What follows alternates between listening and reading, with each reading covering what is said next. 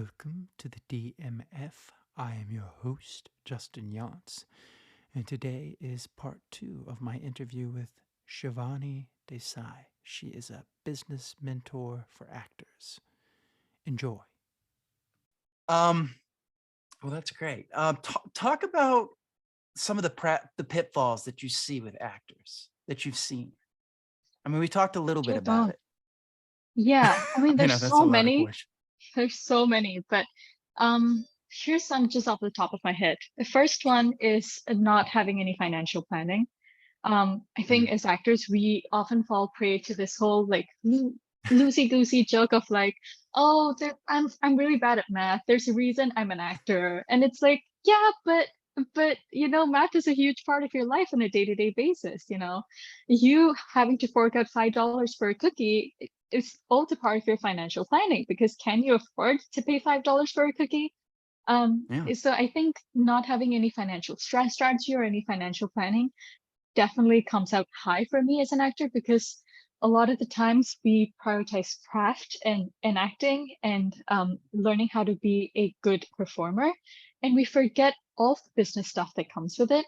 For us to remain afloat as an actor, not just financially, but also mentally, emotionally, spiritually, you need to feel comfortable in your finances. Because if the Yeah. thought of going broke at the end of the month is there at the back of your mind, it's always going to be weighing you down, even performance wise. It's going to show in your Yeah. work. You're gonna bring it Um, into the room, and it'd be like, it's almost like you got a hat. And be like, please, the yeah, job, exactly. please, Exactly. Exactly. You hit the instead nail of on the being head worried there about the because character. there you go. Because then you're going to be attaching a monetary opportunity cost to every acting job you go Yeah. into.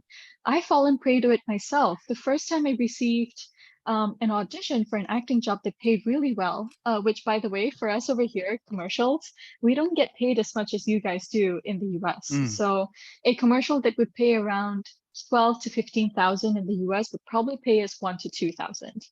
Um, Mm. I've done the comparison of the rate sheet. So the first Yeah. time I received an acting job that said I would get paid 1,800, I was so overwhelmed at the idea of getting such a huge amount because up until then I'd only done acting jobs that paid $300 tops. Yeah. And I was like, oh my God, I have to book this. I have to book this. I have to book this. And I Yeah. carried that desperation and that expectation of compensation into the room, and I didn't book the job. And Yeah. I know for a fact that that's the reason I didn't book the job because even though I know that my performance was good, there had to have been something weighing it down. And to me, it's clear as day. It was that desperation. So I would say that the lack of financial planning is definitely a huge pitfall that actors kind of just let themselves lapse into. Um, in my journey of speaking with actors as a coach, Mm. every time we talk about their finances, everyone, almost, I would say 80 to 90% of them say that they currently live paycheck to paycheck and have no savings, which means that they get a paycheck at the end of the month. They have to spend it on rent, gas, bills, groceries, etc., acting classes, and then they run out of their income for the month. So it's really paycheck to paycheck to paycheck. To me, that is the biggest sign you'll ever need that you need to get your finances in check because you have to be saving at least a little bit every single Yeah. month to remain afloat. Um, Yeah. a second pitfall that I would have to say is I think this is such a ironic thing, but many actors I've spoken to are introverts. So, Yeah. they love meeting new people and engaging with people on a human level, but just at their core, they're introverts. They have social anxiety, they're shy, and they let that get in the way of them building connections and relationships in this business. Um, it's very important for us to realize that we are actors at the end of the day. So for us, being an extrovert and an introvert can be as easy as just having a switch that you turn on and off. You're an actor. Do it. Yeah. It's networking is a necessary evil. And I would say that I'm finally in the stage of my life where I no longer see it as an evil. I've reframed my thoughts around that to be that networking needs to be approached with the perspective of relationship building, and that's when it becomes a lot less icky, a lot less schmoozy. But so many actors I've spoken to, they still possess really outdated ideas of networking being this thing where you go to parties and clubs and you have to, schmooze and like talk people up and make empty Yeah. conversation and small talk. And that's just not how it is anymore. Like I said, Yeah. I think this move to the digital arena has revolutionized the entertainment industry forever, partially thanks to the pandemic. And now a lot of networking has become digital and online, which means that even as an introvert with social anxiety, you have access to all of these avenues where you can connect with people without having to put yourself in uncomfortable situations, and while still maintaining those boundaries for yourself where you're not extending yourself beyond a certain point just to build connections. So all of this is a roundabout way of saying that actors often let their own predispositions, their personalities get in the way of networking. I think we need to reframe our perspective around networking and see it as something that could be really beneficial and healthy to our acting careers. And if I had to point out a third pitfall, I would absolutely say that it's self-selecting ourselves out of a system that's already broken. This is Mm. a phrase that I got from a casting director, Victor. I want to say this right, Victor Vasquez. I think I might be saying it wrong, but he said that this is especially in relation to actors who are people of color or belong to marginalized communities. Oftentimes, if we see a casting call that's let's say Black 18 to 25, so and so. And if you are a South Asian person seeing this casting call, we would not even consider submitting ourselves to this role. Yeah. And he said, but you're still a person of color. Who knows? You might be right for the role. We would rewrite you Exactly. for the role if you're perfect for it. Submit. Yeah. Stop self-selecting yourself out of the system that's already broken. So take a chance on yourself. There's so many flaws within this industry, this business, and the systems of it. Instead of just succumbing to external circumstances and saying that, oh, this is my fate, this is just how it is. Find the loopholes, Yeah. get creative with it, find places where you can insert yourself into a system that hasn't exactly been designed to include you. Yeah. One thing I would add to that I see with a lot of actors that I talk to is a lot of them have this idea that they just want to kind of luck into the job and not have to do any work and just be like, Yeah. oh, I'll just come in. And because they read that, Jim Carrey became discovered from an extra work thing. And it's like, oh, that's how it's going to be. Like, it's like, yeah, but if you really love this, you want to do the work so that you come in Yes. and you have an idea of what you're doing. Otherwise, you're just, it's just by chance. And like, how's the director going to Exactly. direct you? It's be like, he can only Exactly. do this. It's like, Hmm. like so many actors, don't want to memorize lines. I like what you said about class. You're right. If that's a struggle, you don't have to have classes, Hmm. but you should always be working on the craft in some ways, either doing a monologue or doing something so that you're staying there. Don't just sit there and, be like, well, I'm not getting cast, so I'm just not going to do Yeah. anything. It's like, okay, but what are you going Yeah. to do when you do get cast? You're gonna Hmm. be like, well, I messed around with stuff. I mean, like, you can learn a lot from a monologue or from just, working with friends. It's I have an acting coach I work with, twice a week, and all through the pandemic, we just worked on things and monologues and voice, and it just, there's so much you can learn from that. And it just kind of feels like a lot of Absolutely. actors just kind of want to luck into it. And it's like, Mm. what art do you know? There's no musician, there's no singer, there's nobody that just comes in. Would you trust a surgeon who just say, well, I took a couple of courses online. I watch YouTube, But I'm gonna be taking at your heart. You'll be like, get away Yeah, from me. You're not I ever would. doing it. So it's like, I know. yeah, it's like if Imagine you're it's just not lying on okay. the operating table and some doctor's just like, hey, I'm not an expert, but I know a little bit about this. I would be terrified. I would run out of that room. I watched a YouTube video. I think this is how you do. Oh wait, that's your lungs. I'm sorry. Hold on, just give me a second here. Like if it's okay, if it's not okay there, why would it be okay in acting? Especially if you want to be at the professional level. It's Absolutely. that seems to be my frustration. Where it's like Mm, they want these rewards, but they don't want to do anything to get it. And it's like, but mm, you need to do it. It's like what you were saying about mm. manifestation. Well, I'm just going to manifest it. It's like, okay, that's good. But if you're truly manifesting it, you're also working towards it because you believe it's going to Yes. happen. If you're just Yes. manifesting, it's like, well, I don't want to do any work. Yeah. I'm just gonna make it happen. Yeah. I mean, that could technically happen in some ways, but you're making it harder for yourself. And I also question why you would want to 100%. be an actor, because you're just coming into like, oh, I'm just gonna wing it. So Yeah. it's Absolutely agree. yeah.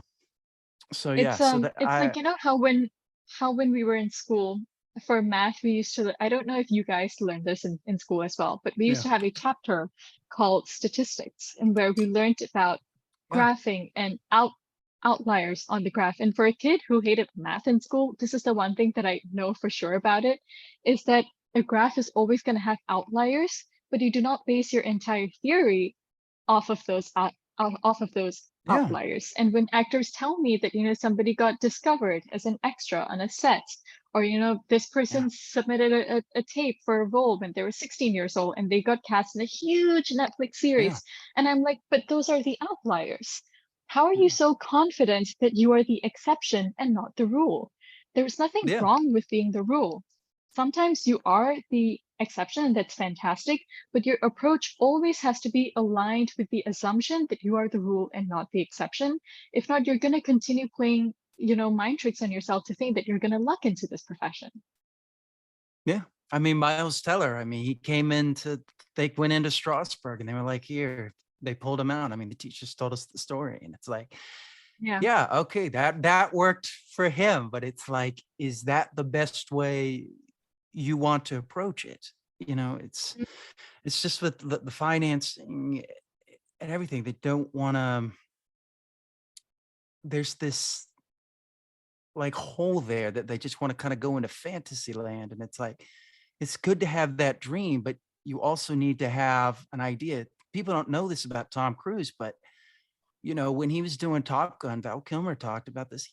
He would go home and he would work on the lines. He was Mm. always, working harder so that, he could do the take over and over again. It's like these things that just come up and it's just like, well, so and so got it. It's like, yeah, but don't you want to be good enough to be able to just to do multiple takes? Because without training, you can't really do that. Even if you do get discovered, you're going to have to then play catch up because Yeah. you don't have a foundation for what it is. And I find if you don't have a foundation for this, it's like you're just going to be relying on acting coaches to guide you through it because you don't have any vision of what is it that you want to bring to it. You're just going to, I mean, Leo 100%. DiCaprio talked about that. He said the thing that took him the longest time was it's like, what do I bring to it? As opposed Mm. to just, like, here's what's on the page. Like, well, what's not on that page? That's Yeah. where the great acting comes from. It's like, what is not on that page that you can Mm. bring that the casting director, the director sees and goes, oh, wow, I didn't see that. And then they, maybe you don't get Exactly. that role, but they think about you for the next one, so Mm. it's just this, it's the same thing. Um, Yeah. you I'd love mentioned, to share an experience that I had with an actor a couple of days ago. And he mm, was interested in joining the full-time acting accelerator. I mm, qualify all of my students before I let them join the program. So you have to apply. Not everybody good. can join. And I just realized that he was too early on in his acting career to join.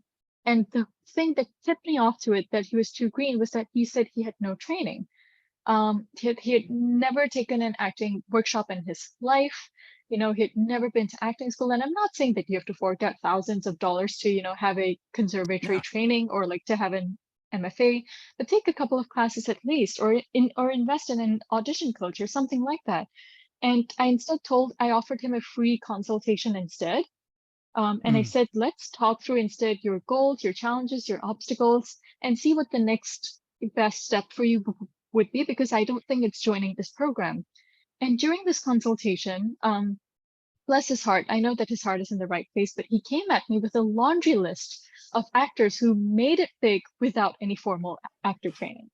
Again, and I told him these are the Oh, God. outliers. These Uh-huh. are the outliers. He was like, The Rock never went to an acting class. And I was like, well, The Rock is The Rock. He doesn't need to have gone to acting class to have made it big as an actor. He was Um, in professional wrestling. That he had to do. He was doing acting there. I mean, exactly.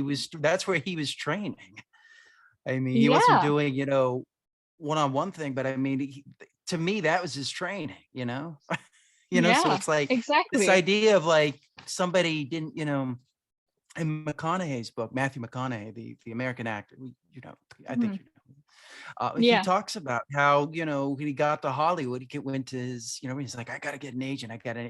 And his friend said, Mhm. no, you can't do it like that. If you go in there like that, they're going to eat you alive. You can't let them know that you need them. It's that catch 22. And if you come in always wanting a job, or it's always about money or whatever, you're going to bring that into the room. You've got to bring in this calm vibe of like, whether I get the job or I don't get the job, it's fine, but I'm going to do my best Yes. work.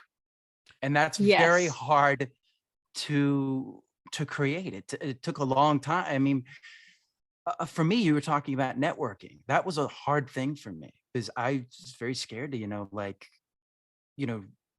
do that, ask Yeah. questions or whatever, or be seen as vulnerable as I don't know everything. So I'm just like, they just want us to know everything, and it's like, now with networking, you have Instagram, you have LinkedIn, you have all these places that you can, plus you have YouTube. You can watch these videos of people talking about acting.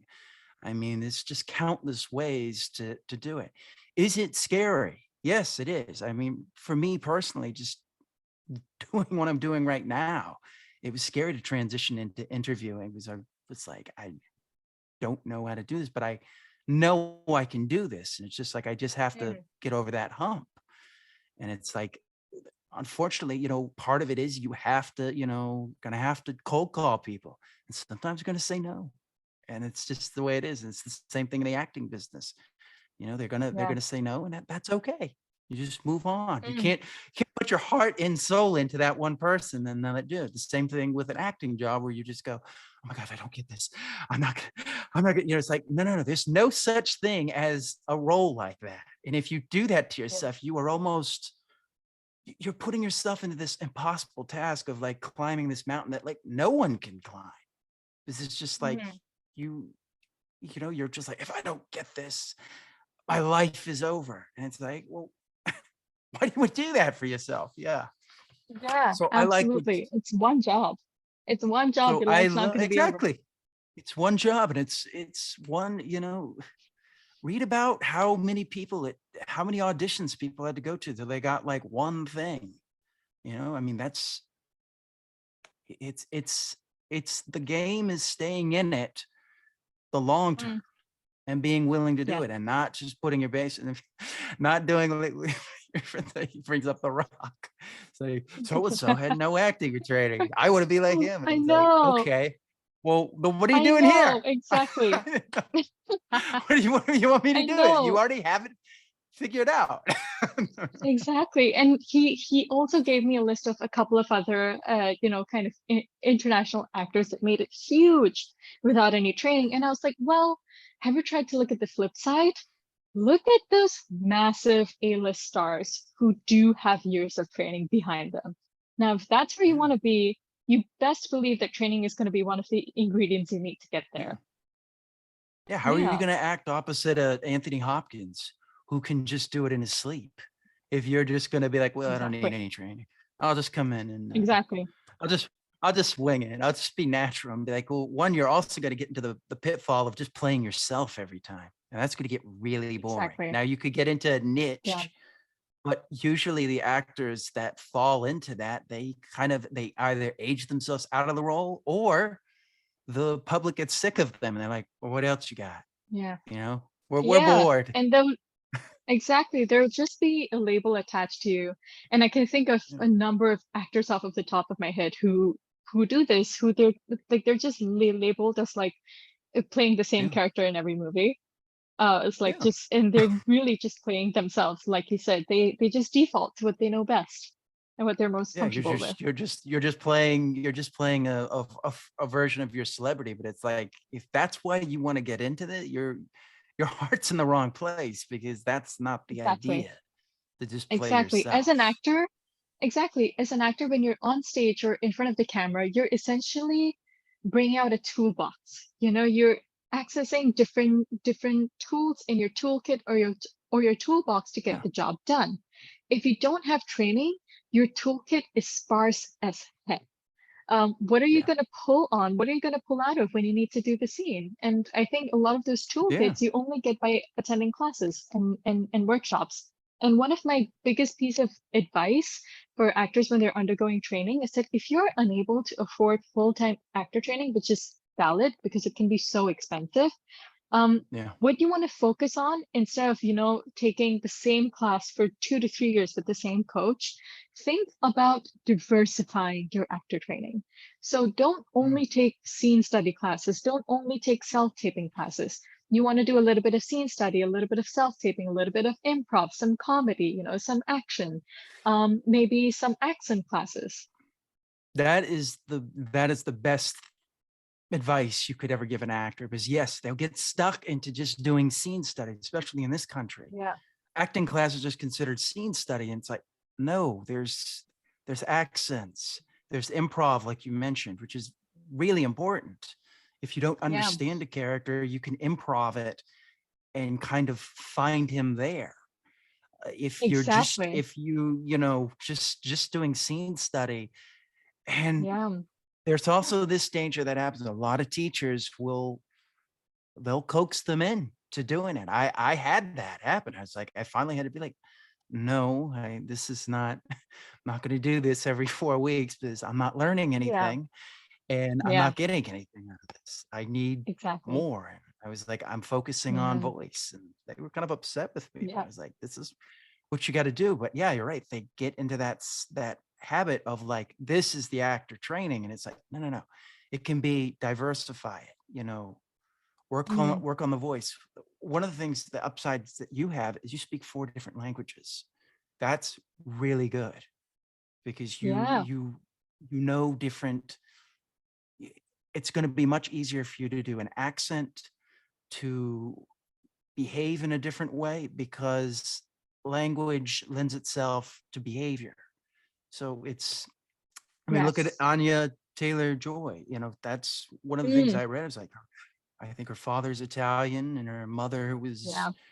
British and or no Spanish, and they lived in London. Mhm. It's like, okay, so she's been all around here. And here's another Yeah. thing that I don't think actors do enough of is read. Mhm. Reading is one of the I things that's agree. going to exercise the mind, and they're Yeah. like, I don't want to read. It's like, okay, if you don't want to read, then listen to an audiobook. But Mm, do something to exercise that because that will teach you more than anything. What helped I me agree. during the pandemic was just reading, self-help books, but interesting ones and it just would change your perception of the way you Yes. looked at things. And I think Exactly. that's something that actors, yeah, Even the actors who do read, they limit themselves to acting related books. And you need to read non-acting related stuff and then find a way yeah, to relate it back to your profession so that you're not exactly. limiting your perspectives. But I accidentally cut you off. You were saying something. No, no, no, no, no. You were saying something. I thought I was finished. Okay. So Okay, getting back to fantastic. you now, who inspires you? Oh God, I get this question I so know that. often, I and know I that. I know wish, that's a loaded question. I'm sorry. yeah, it's not. I don't think it's loaded, but it's just, it's so hard to just narrow it down to one person. Um, Mm, there are a lot of fictional characters that inspire me. But in life, it really, and this is a thing that I've mentioned in a lot of my interviews. It's any artist who is kind of working consistently and ambitiously towards practicing their craft day in, day out inspires me. It doesn't make a difference if they're famous or not. They make the world a better place. In the yeah. pandemic, when everything in the world had just gone to, to just rubble, and when things were dark, times were dark, the place that we turned to for comfort was art. Be it in the form of listening to music, watching Netflix, watching a movie, reading, painting. These are the things that we turn to comfort us at a time when nothing else worked. And that is why I think art is just so crucial in reminding us that there is beauty in this world, no matter how ugly or dark it gets. And any artist who works towards practicing that art and creating that art inspires me. I wish I could just put a name to this person and call it a day, but it would feel very reductive for me. I think everybody Yeah. who's working hard at this deserves to be acknowledged and celebrated. That's a great answer. So, wrapping up here, I always ask everyone these questions, but do you have a beginning of the day routine? I do. The people are gonna hate it, but I like to start I like to start my day slow. I mean, I know that the whole like hustle and grind thing is like really, really glamorized on Instagram and TikTok. These days, like everyone has a walking desk for some reason. Everyone's like walking on the treadmill while they do work, and they get up and they jump out of bed at 6 a.m. in the mornings and they make coffee and they get to work, and it's not for me. I used to be a huge morning person a couple of years ago. In fact, I would say just up until a year or two ago, where I used to wake up. Even throughout college, I'd be up at 4 a.m. in the morning, and I would jump out of bed, go for a run, come back, shower, get my day started by 6 a.m. And I'm not about that life anymore. My morning routine now is to wake up comfortably around 7:30, 8 a.m. I cook myself a beautiful breakfast and with coffee. Before that, I do a little bit of yoga around 15 to 20 minutes. I make the breakfast, I sit down with my breakfast, and I enjoy it with my favorite TV show, whatever I'm seeing at the time. Right now, it's Suits. I'm rewatching it. And it puts me in the right mood for the day. It allows me to start the day on a good note and on a really positive note. And I'm finally in a space where I'm comfortable, and not occupied by the thoughts of all the things I have to do in the day, in the morning itself.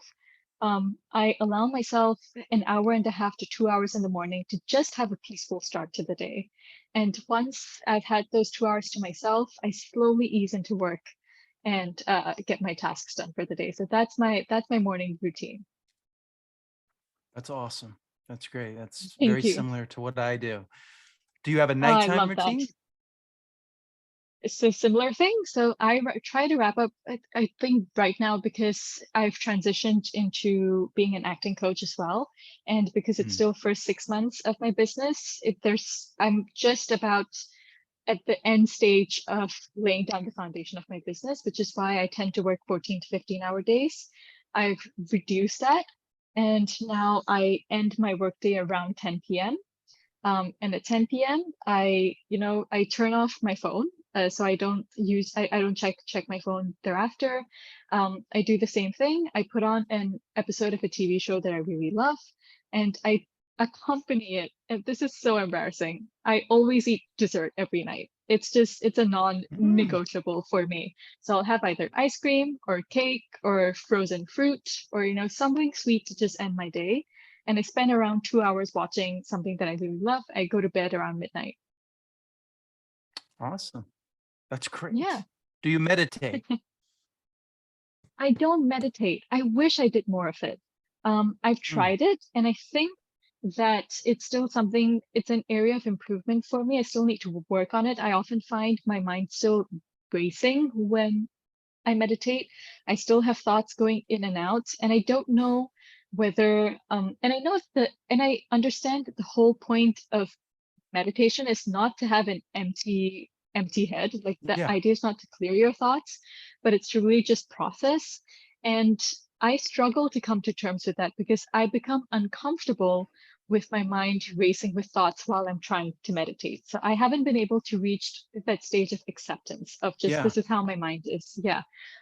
Working on it. So I don't meditate every day, but I'm hoping to incorporate it into my routine at least 1 to 2 times a week just to start. That's great. That's great. I mean, Yeah.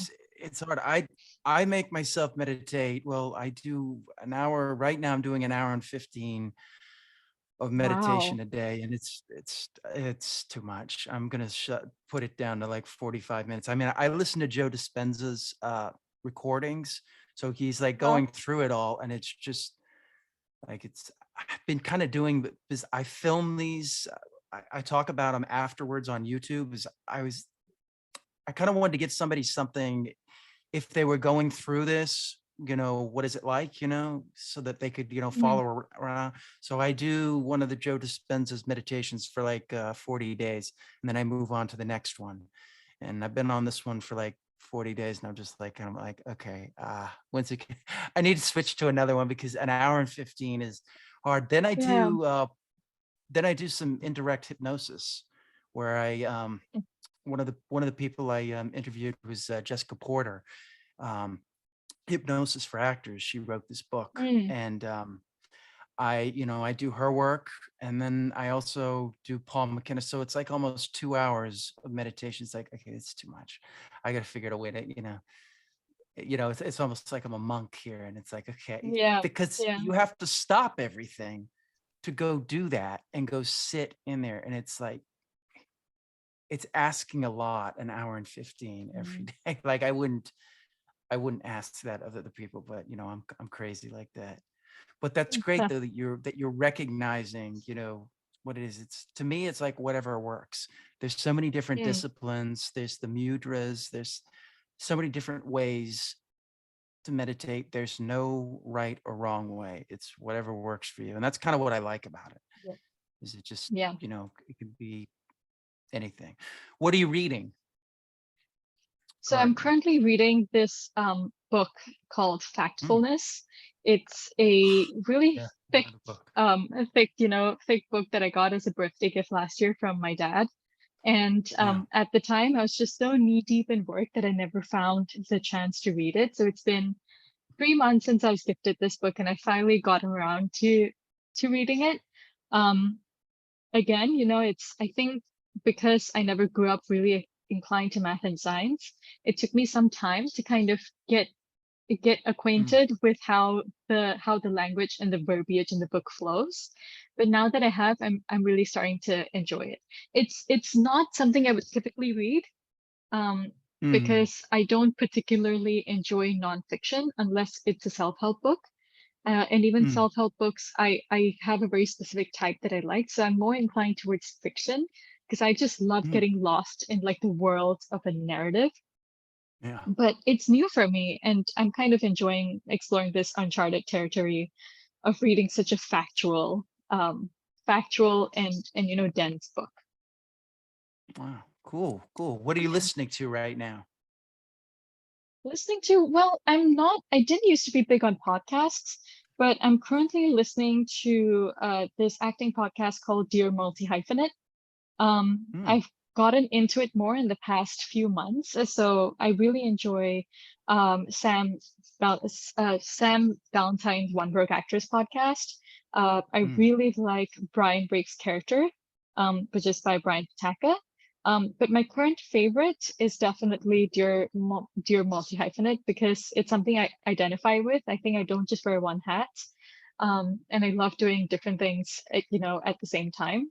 But apart yeah. from podcasts, I really just listen to in my friends make fun of this all the time, but my playlist is just the most chaotic mishmash of genres and types and it's just I don't have a particular fondness or Yeah. liking for any artist or any genre. As long as I like a song, Yeah. I listen to it on loop until I get tired of it. Yeah. That's cool. Yeah, Until you get yeah, that, yeah. That's yeah. I cool. think, but this the song that I just kind of got hooked onto last night is called "Love Is Mystical" by Cold War Kids, and I've Mm. heard it like 8 times since last night, and I know that I will hear it 8 times more today and 8 times more tomorrow, and by the end of the week I'll have it out of my You'll hate system. it. And then you'll hate I'll the have it out song. of my system. Yeah, yeah. What are you watching now? We What kind about of it? It answered this, but Suits. Yeah, Suits. Suits. But Cool. I'm already on season 9. I'm a huge binge watcher. So once I Cool. start a show, it's I am driven to finish it within a couple of weeks. So it's 9 seasons long. I would say a normal human Wow. person would take at least a month or two to finish it. It's taken me a grand total of 11 days. It's just binging, binging, binging. But yeah, after Suits, That's I have amazing. the next thing up on my list is the Spanish show called Sky Rojo. It just Hmm. the third season of it just dropped last week, and I'm hoping to catch up on it. I really enjoy watching content in different languages, international languages. It's one of Yeah. the main avenues of how I became fluent in Spanish because I think you can learn it in an educational space well, but the way you learn how to become conversational and fluent with it is by consuming a lot of film, TV, and music in the language so that you understand how the language flows. Not just how it sounds, but how it flows. Yeah. That's good. Yeah, That's that's what my acting teacher's making me do. Is he's making yeah. me learn German for the lower Oh, sounds in the voice. He's like, you need that. yeah, He's like, you have to learn a foreign language. So I'm like on Duolingo, and I've been doing it like 900 days, but it's like it's still like not. I can kind of read it, and I'm very familiar with it, but it's like now yeah, it's like I need to do what you're saying is yeah. watch films and Mm, get to that point. Yeah. exactly. There So comes a point where you don't even feel kind of reliant on the subtitles to understand what's going on. And it's such a gratifying experience. yeah, 900 days on Duolingo is insanity. That is fantastic. I'm currently on 670 days. And I thought that's I was that's I was good. a beast. Yours is That's good. amazing. I mean, when I started, in the pandemic, I'm like, all right, I'm gonna do this every day, every day, every day, every day, and it's Yeah. like I'm in one of those tournaments now, and it's like there's like one person there that like you could tell like that's all they do is Duolingo, and it's like how am I gonna reach that number? Like I'd have to like I sit here and know. just be like Yeah. playing Duolingo every minute and I be like, know. and then it kind of defeats the purpose. It's like, okay, am I doing this because I want to, get the highest score? Or am I doing this because I want to Yeah. learn the language? So it's yeah, Right. Right. yeah, Yeah. yeah. Awesome. Awesome. I love that you're incorporating a new language into your repertoire. Yeah. Oh yeah. It helps. It's one of Yeah. that's another thing actors need to do, especially in America, is learn another language. Yeah. Doesn't matter what it is, find that language and it'll teach you to speak a different way, you know. Absolutely. Yeah. So how can people reach you? Well, the easiest way is really Instagram because I'm super active on Instagram. Um, I would say, okay, so my handle is it's Shivani Desai, so ITSSHIVANIDESAI. Or for any inquiries, you can always email me. If you go onto my Instagram profile, you will see two email options. So one is for acting work, and the second is for coaching inquiries. Mm, A little less known place that I'd love to chat with people is also LinkedIn, which I think is severely underutilized by creatives and actors because people see it as a platform for the corporate world. Here's the yeah. thing. I mean, because it's mostly overpopulated by people in the corporate world, you'll stand out there as an artist. So that's where you should be. So yeah, you Yeah. can also reach me on LinkedIn. I'm there with my full name, Shivani Desai. All right. Well, thank you so much for Yeah, doing this. This has been my great. pleasure. Likewise, I had so All much right. fun speaking with you, Justin. Thank you. Thank you.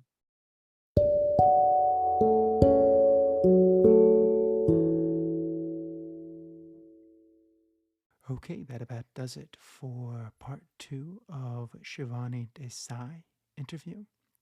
I hope you enjoyed it. I want to thank her for her time. As always, you can find me at Justin Yance.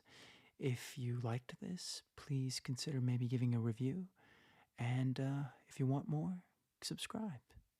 And I will see you next time on the DMF